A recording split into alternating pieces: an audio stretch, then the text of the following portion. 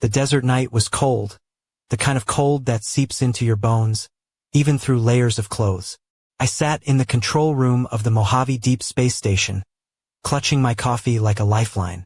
The massive radio dishes outside loomed against the ink-black sky, silent giants waiting to catch whispers from the cosmos. And tonight, they caught something no one expected. It wasn't the usual cosmic static or the background hum of distant stars. No, this was different. Sharp, rhythmic pulses echoed through the speakers, 11.3 seconds of perfect, mechanical precision, repeating every 47 minutes like a heartbeat. It was aimed directly at Earth. At least that's what the data implied. I'm Marcus Reed, an astrophysicist and the lead engineer on the signal detection team. I've spent half my life scanning the skies for signs of life, and yet nothing prepared me for this. The signal was coming from an object we dubbed Trinity, a strange visitor far beyond anything in our star charts. It was huge, several kilometers across, but its mass was almost non-existent, like a cosmic balloon drifting through space. Hollow and self-propelled. An impossible machine. The team buzzed around me, faces pale but eyes bright with a mixture of disbelief and exhilaration. Among them was Dr. Eleanor Blake, our cryptographer, who looked like she hadn't slept in days. She wore a sleek black blouse, paired with a pencil skirt that hugged her figure just right, and those sharp heels that clicked authoritatively across the floor. There was something magnetic about her, smart, confident, and yes, a hint of something dangerously charming in the way she leaned over the console. "Marcus," Eleanor said, tapping at the screen. "This isn't just a signal. It's a message buried inside a message. Mathematical patterns layered like an onion. Whoever sent this knows their prime numbers." I grinned. Prime numbers? So, they're either friendly or they're trying to mess with our heads. She smirked. Or both. The realization hit us all at once. This wasn't random noise. It was artificial. And it was getting stronger. Over just 5 hours, the signal tripled in intensity, as if Trinity was waking up, powering something up, preparing us for whatever came next. Outside, the desert wind howled softly, rattling the antennas. Somewhere, a coyote yipped, a lonely sound in the vast emptiness of the night. We were alone out here, but suddenly, it felt like we were no longer the ones watching the stars. The stars, or something beyond them, were watching us. "Do you think it's a greeting?" Eleanor asked quietly, eyes reflecting the glow of the monitors. I shrugged. "Or a warning. Or maybe a countdown." The clock ticked steadily, the signal pulsing on. 47 minutes. 11.3 seconds.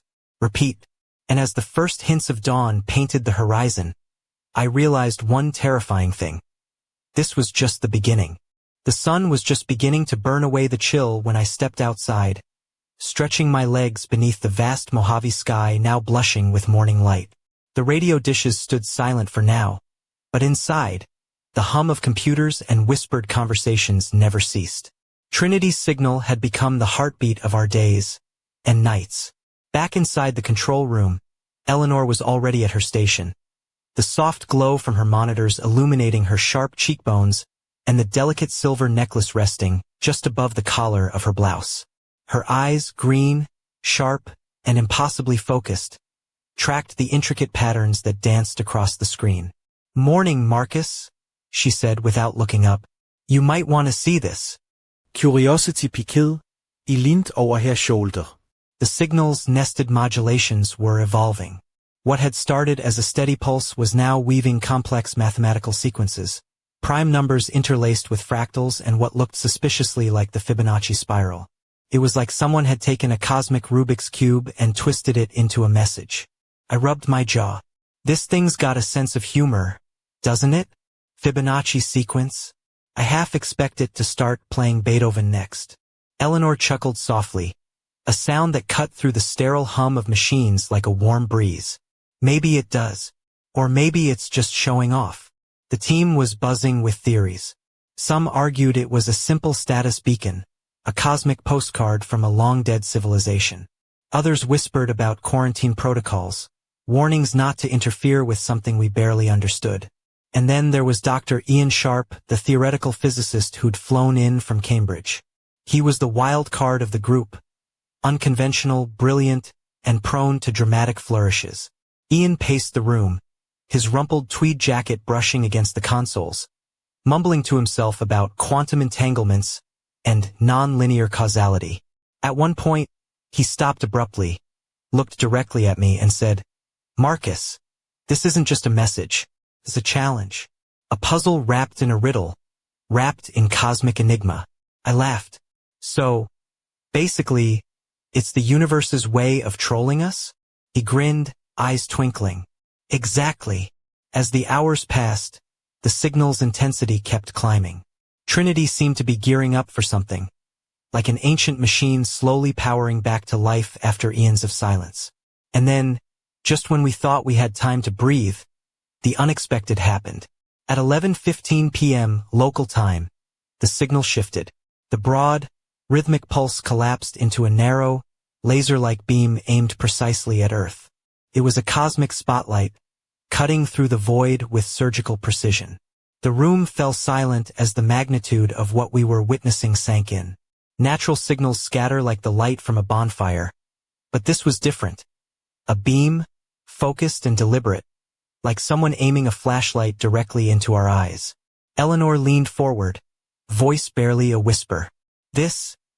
This changes everything." I nodded, heart pounding. "It's no longer a mystery, it's a message, and it's meant for us." Outside, the desert was dark again, the stars blinking down as if watching us back. Somewhere in the distance, a pair of coyotes howled in unison, like a cosmic chorus echoing our disbelief. And just like that, the countdown had begun. The days that followed were a whirlwind, like trying to catch smoke with your bare hands. Our little crew at Mojave Deep Space Station became a hive of sleepless energy, each of us chasing pieces of a puzzle that seemed bigger than the universe itself.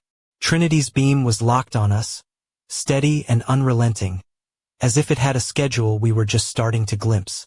Eleanor was the picture of controlled intensity. That sharp black blouse now paired with a sleek leather jacket, and her usual heels replaced by stylish ankle boots. Practical for these long nights, but still somehow effortlessly magnetic.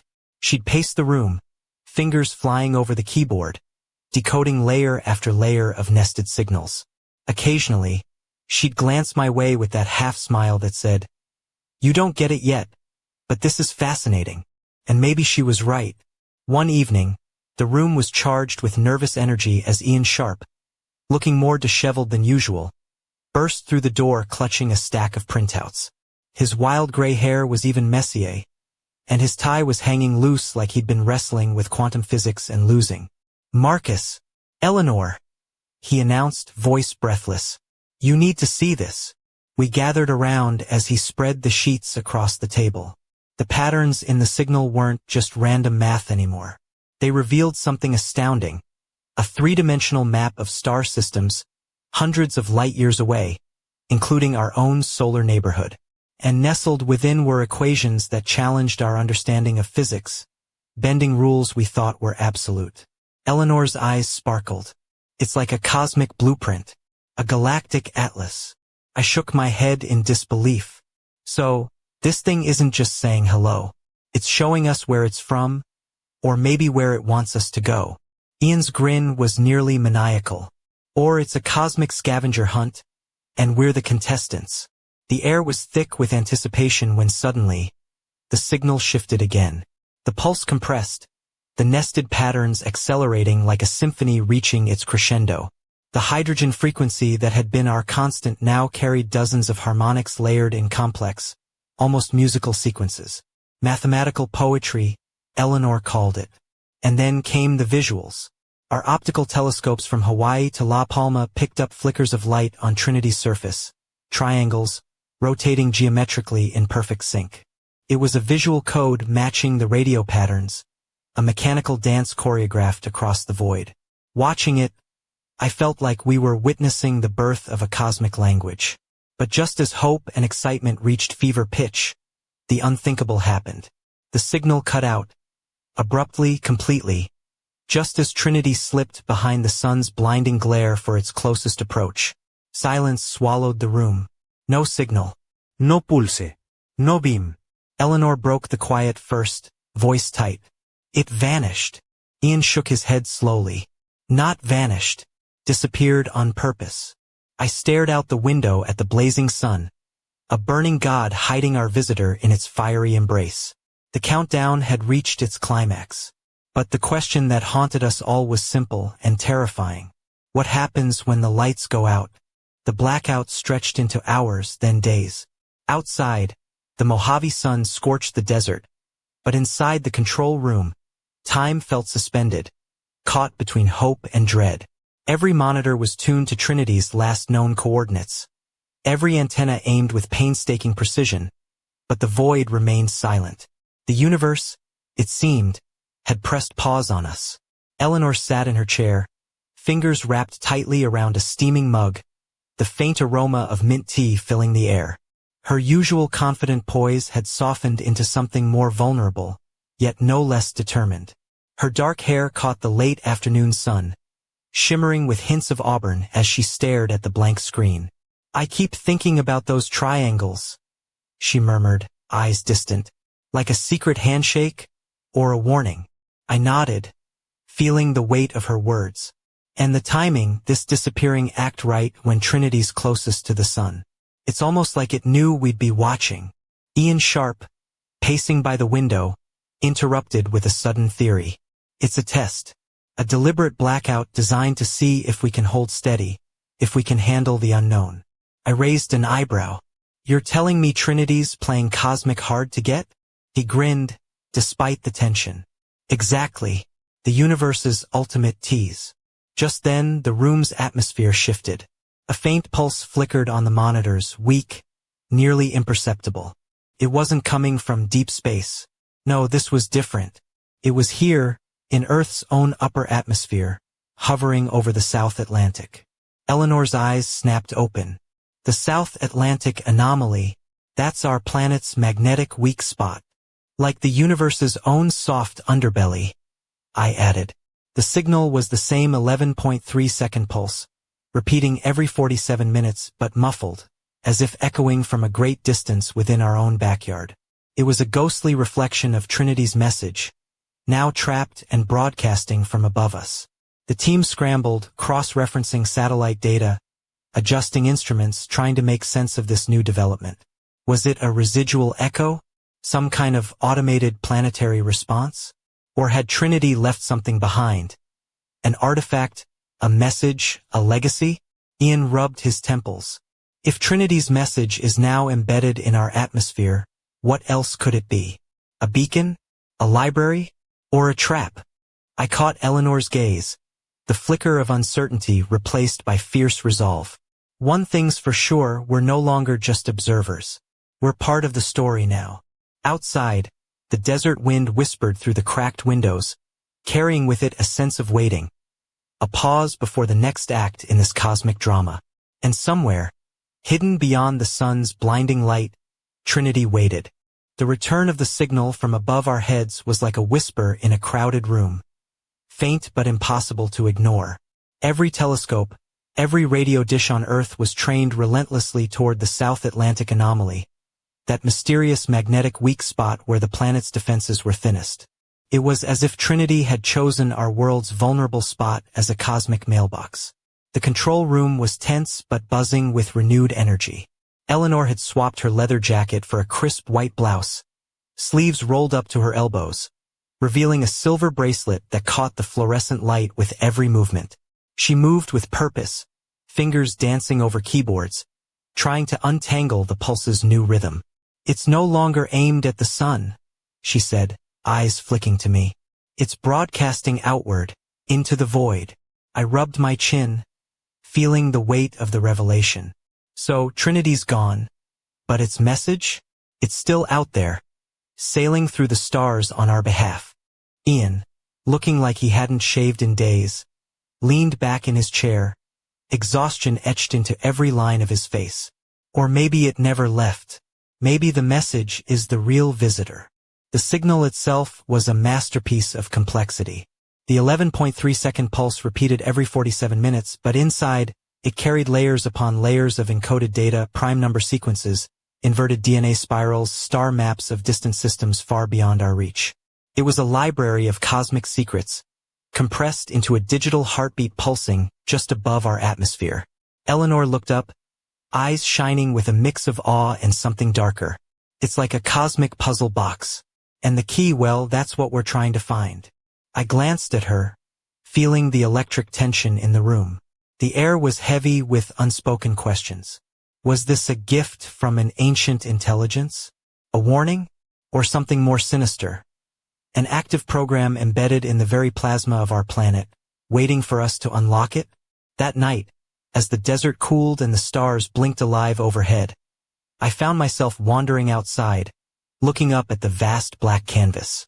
The idea that this signal, this message, was now part of our world was both thrilling and terrifying. I caught a glimpse of Eleanor's silhouette nearby, standing tall in her flowing dark coat, her hair catching the moonlight like a halo. She smiled, but there was a question in her eyes that mirrored my own. "Marcus," she said softly, "do you think we're ready for what comes next?" I hesitated, then answered honestly, "I don't know, but I have a feeling we don't get to choose." The universe had handed us a key. The door was ajar, and on the other side, something was waiting. The days blurred into nights as our team plunged headfirst into the labyrinth of the signal. The Mojave control room had transformed into a war room of sorts, walls plastered with star charts, scribbled equations, and hastily drawn diagrams. The hum of servers filled the air like a heartbeat, steady and relentless. Eleanor had swapped her usual polished look for something more practical. A loose, deep burgundy sweater that draped just enough to hint at curves beneath, paired with dark jeans and scuffed boots. Even in exhaustion, there was an undeniable allure in the way she moved, a quiet confidence that pulled me in despite the tension pressing down on us all. "I've isolated a repeating pattern in the harmonics," she told me one evening, voice low but intense. "It's not just random math. It's a language, one that's layered, multidimensional. Like music with hidden notes." I leaned over her shoulder, trying to decipher the cascade of symbols streaming across her screen. "So, it's not just a message. It's a symphony." She glanced at me, eyes sparkling with a mix of challenge and something softer. "Exactly. And we're just starting to hear the first movements." The more we decoded, the clearer it became that the signal wasn't just data, it was a test. A complex program designed not only to communicate but to evaluate. To see if we were ready. Ian Sharp, ever the dramatist, paced in his rumpled jacket, muttering about cosmic additions and intelligence thresholds. One night he stopped abruptly, eyes wild. "Imagine," he said breathlessly, "if this is less about them and more about us. A way to measure our response time, our ingenuity. See if we're worthy." I smirked. "So we're in an interstellar talent show? Great. I hope they like astrophysics." But beneath the humor lay a gnawing unease. The signal's patterns were evolving, compressing, accelerating. The data rate was climbing exponentially, as if Trinity's legacy was unfolding in real time, a story being told at a dizzying pace. Then came the moment that sent a chill down my spine. The signal's core revealed a pattern, a spiral, inverted, reminiscent of DNA's double helix. It was a cosmic fingerprint, a signature of life itself, but twisted, unfamiliar. A message that said, "We understand you. We know what you are." Eleanor's voice was barely audible. It's like they're reaching out, but also watching, waiting. Outside, the desert wind howled like an ancient song, and I realized we were no longer just decoding a message. We were part of a dialogue, a conversation that spanned light years and eons. And somewhere, beyond the stars, the silent observer was still waiting for our reply. The tension in the control room was palpable, like the quiet before a storm. For hours, Eleanor and I sat side by side, eyes locked on the screens, following the intricate dance of signals twisting and folding like a cosmic origami. Her dark curls spilled over her shoulders, catching the soft glow of the monitors, and for a moment, the weight of the universe felt almost bearable. "Marcus," she whispered, her voice barely above the hum of the machines. "Look at this." On the main screen, A new pattern emerged, 3 concentric spirals overlapping in an elegant, almost hypnotic swirl. Some called it a cosmic fingerprint. Others saw the unmistakable shape of a magnetic field map. To me, it looked like the universe had signed its name in light and mathematics. Ian burst into the room, breathless and carrying a steaming cup of coffee. "You lot look like you're about to crack the code of existence or lose your minds trying." I smirked. Maybe both. But the moment was shattered as the signal abruptly cut out, mid-transmission without warning. Silence swallowed the room, thick and suffocating. Eleanor's fingers froze over the keyboard. "It's gone."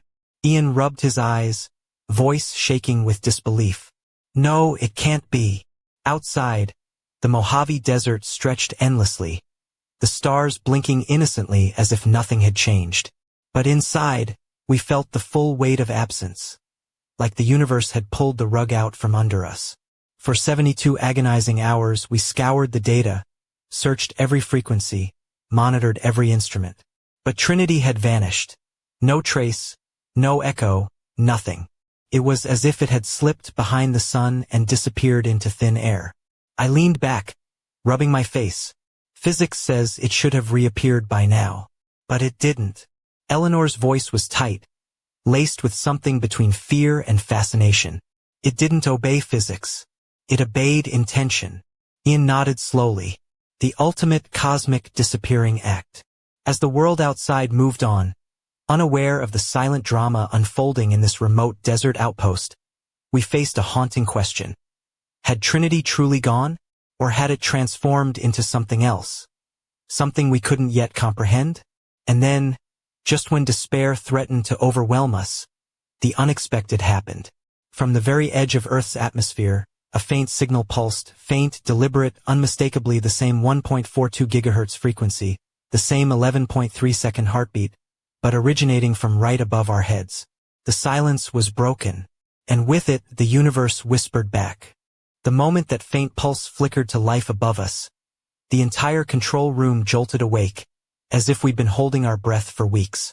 Monitors blinked, antennas swiveled, and the hum of machines swelled into a symphony of activity. Eleanor's sharp eyes locked onto the signal's source, a geostationary point over the South Atlantic anomaly, Earth's magnetic weak spot, where the planet's protective shield thinned like worn velvet. She stood, stretching out her long legs in those fitted dark trousers, the subtle curve of her silhouette illuminated by the glow of the screens. Her voice was steady but tinged with awe. "It's no longer just an echo. It's a broadcast, a beacon embedded in our own atmosphere."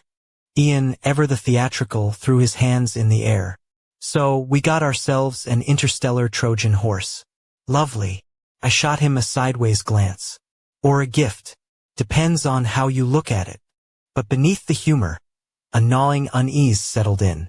The pulse was no simple repetition. It carried layers of data, a compressed library encoded in mathematical marvels. Prime numbers counting silently.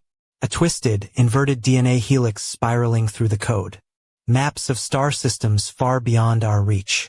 Equations that bent physics like a magician's trick.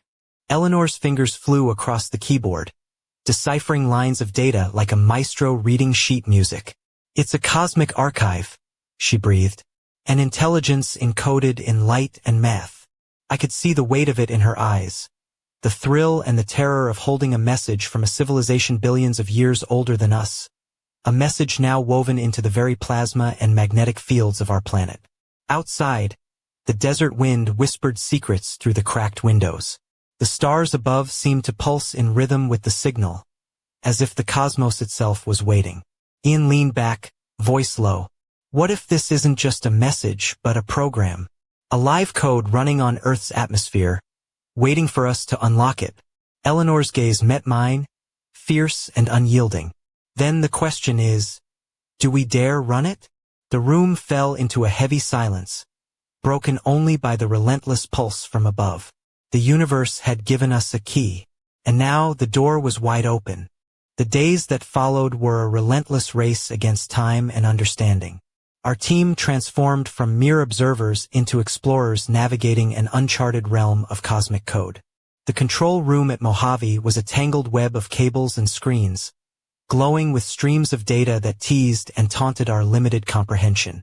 Eleanor had returned to her tailored blazer, the one that hugged her waist just right, and beneath it, a soft silk blouse that caught the light with every movement. She moved with a fierce grace, balancing the weight of discovery with a quiet sensuality that somehow made the endless hours feel less suffocating. The Fibonacci sequence keeps showing up, she told me one evening, eyes shining with a mix of exhaustion and excitement. 1, 2, 3, 5, 8. It's like a signature, an unmistakable mark of intent. I smiled, leaning back in my chair. Nature's favorite number game. So, this message is basically saying, hey, we get you. We speak your language. She chuckled softly, then grew serious. But it's more than that. The sequence is woven through the data like a heartbeat, a rhythm that repeats every 47 minutes, like the pulse of the signal itself. Ian Sharp, pacing nearby with his ever-disheveled hair and ever-present notebook, added, it's a living code, not just a message. A program running in the plasma of our atmosphere. A library and a test wrapped into one. The implications were staggering. We weren't just decoding a message. We were interacting with an alien intelligence embedded in our own planet's magnetic heartbeat. The line between receiver and participant blurred. Late one night, as the desert air cooled and the stars hung heavy and bright, Eleanor and I found ourselves alone in the control room. The hum of machines was a constant companion, the steady pulse of the signal threading through the silence. She looked at me, a flicker of vulnerability beneath her usual steel. Do you ever wonder if we're ready for this? If humanity can handle what's coming? I reached out, brushing a stray lock of hair from her face. Maybe that's the point. Maybe this test isn't just about intelligence. It's about courage. Her lips curved into a faint smile. Or madness. In that moment, with the universe whispering its secrets just beyond our reach, I realized the truth. The test was only beginning. And what we would find next could change everything. Or destroy us. The night air hung heavy as I sat alone in the control room, the glow of countless monitors casting long shadows across the walls. The steady pulse of the 11.3-second signal echoed in my ears like a heartbeat, persistent, patient, and unwavering. Outside, the Mojave stretched vast and silent, the stars burning cold and distant.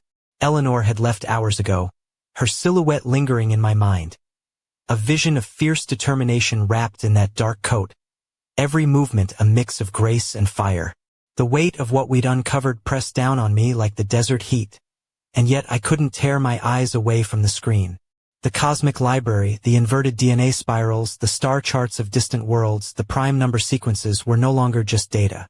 They were a message, yes, but more than that. A challenge. A test. A call to awaken. Dr. Ian Sharp's words echoed in my mind. It's theater. A spectacular cosmic performance designed so we'd be watching when the final act unfolds. And now, as the pulse quickened, compressing into bursts of complex mathematical poetry, I sensed the climax was near. A sudden alert flashed across the main console. The signal, once steady, was changing, shifting into a new pattern none of our AI decryption tools had ever seen.